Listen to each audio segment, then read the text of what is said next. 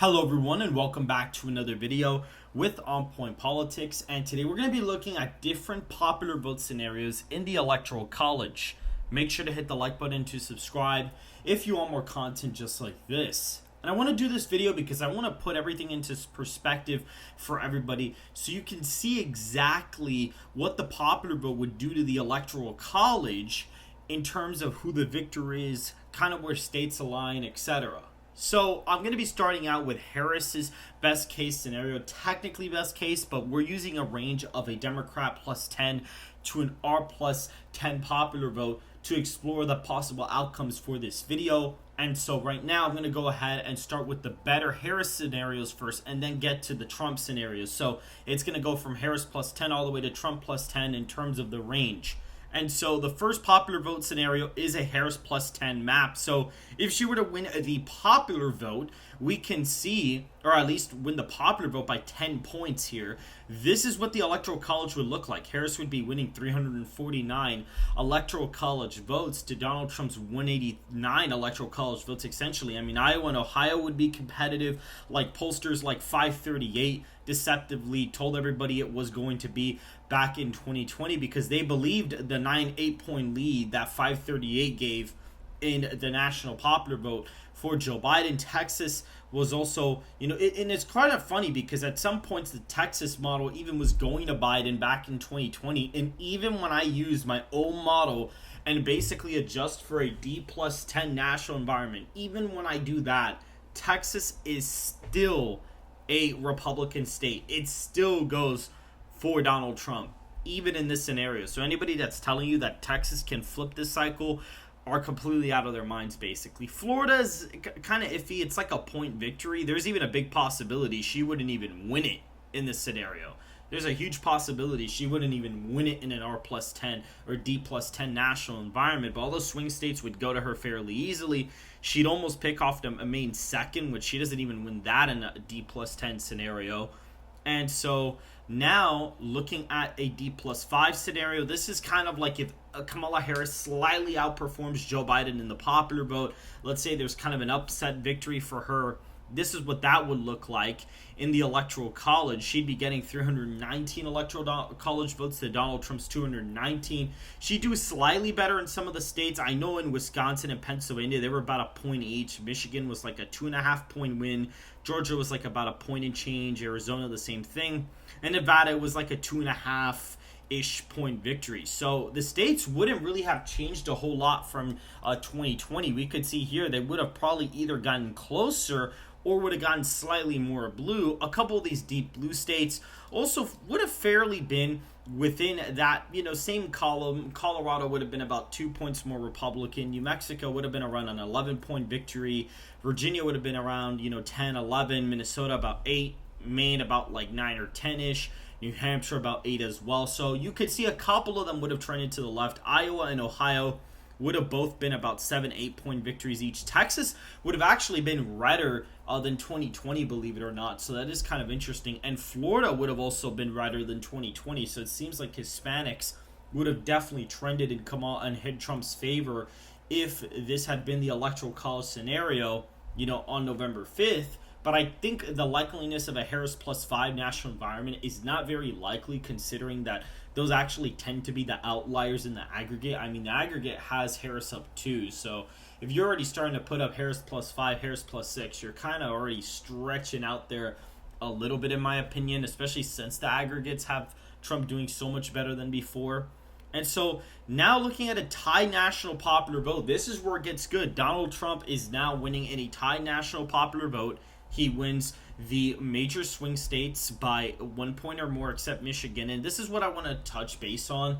You see Michigan competitive even though the popular vote is tied. And this is because states like Texas and Florida and New York and California moving to the right by a lot kind of get rid of that Electoral College bias. And so because of that, Kamala Harris technically could win the popular vote by 3 and even still win. But I'd say if she's winning it by 2 or less, she's pretty much not going to win the Electoral College at that point. So Trump would probably already be barely flipping some of the Rust Belt states in that scenario. And this would kind of be like a modest Trump victory, kind of around this ballpark. would sort of be that modest Trump win that everybody's sort of expecting at this point in time right now. Looking at the R+5 national environment, Donald Trump is absolutely clobbering Kamala Harris in the electoral college. He basically makes Texas a safe Republican state. We look at these top states here, the Rust Belt, 7, 5, and 6-point victories respectively for the 3 Rust Belt states. North Carolina is about an 8 or 9-point win. Georgia's like about a 7-point win. Same thing for Arizona, and Nevada's about a 6-point victory. Florida's like a 13-point win. Texas about 15. Colorado just about a 5-point victory for Kamala Harris. Very interesting. And the state of Washington would also be around an 11, 10-point victory. Oregon about 8 or 7 points-ish. New York about 12 to 13 points. New Jersey, roughly give or take, like a 7-point, 6-point victory. Again, something interesting to think about. Illinois, just an 8 or 9-point victory in the scenario. And right now, Donald Trump is up in the popular vote, according to the most accurate pollster, Atlas Intel, by quite a few. I mean, he's up by 3.5 points in the full field, which is 1.5 points less than this. So according to the most accurate national pollster, this is something that could technically happen in the electoral college. It's definitely possible that this does actually occur in the electoral college. But guys, just FYI, it's definitely possible that this happens, considering the fact that the most accurate pollster, Atlas Intel, globally for the past 5 years, has basically gotten this race to a 3.5-point lead for Donald Trump, with only 1% undecideds, by the way. So even if they decide to break for Harris, I mean, he'd probably just not win Minnesota or New Hampshire. But if they do break for Donald Trump, he probably even picks up Maine at large in that scenario, which would be crazy, which would actually be closer to what I have now in the electoral college, by the way. It would technically be closer, but he'd probably pick up Maine at large in that scenario, which would be a pretty awesome flip. Now, looking at the last scenario, before we actually get to that one, I want to go ahead and mention betonline.com. This is a betting site you guys can go to bet on the election. You can bet on who's going to win the electoral college. You can also bet on the individual states themselves. You can bet on the margin of what the states are going to be. You can also bet on the Harris-Walz debate, the Vance-Walz debate coming up pretty soon on October 1st. You can bet on that as well. You can also go ahead and debate on the House of Representatives. You can bet on that too. And you can also bet on the U.S. Senate elections as well. So definitely check them out on betonline.com. Now, the last scenario is a Trump+10 electoral college win in the popular vote. This would be a complete wipeout of the Democratic Party. You're talking states like Colorado, Oregon, Illinois, New Jersey are competitive, while Minnesota and New Hampshire are not even competitive. I mean, they'd already be filled in on the map for him at a likely margin. I mean, that's very, very impressive that it is already in the likely column for Donald Trump. Wisconsin, Michigan, Pennsylvania, North Carolina, Georgia, Arizona, Nevada, 12 to 14 point wins for the former president, just complete blowouts.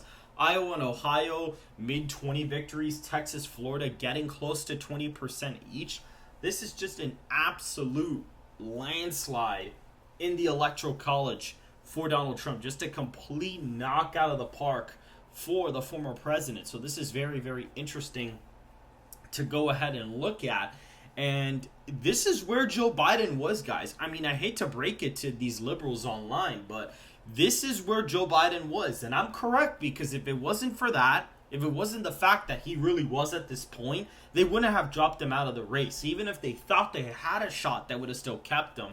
That would have looked like this. But clearly, they didn't think he had a shot because all their internals had this map.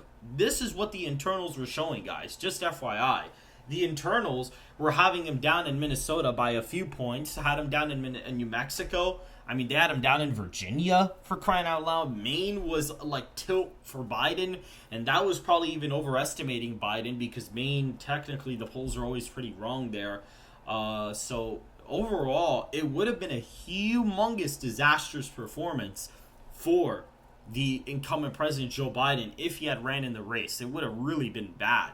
And my adjusted polling average even has Joe Biden down by 7 points in the popular vote. He would have been at around 39%, which was his job approval rating, and Donald Trump was at 46, and you still had about 4% undecideds. So, and the thing is that a job approval rating for the incumbent president always tends to be very, very accurate in national elections. And my polling average, when you adjust to an R+1 electorate, did actually have Joe Biden, trailing by roughly 7 points, and he was at 39%, which is where job approval rating was.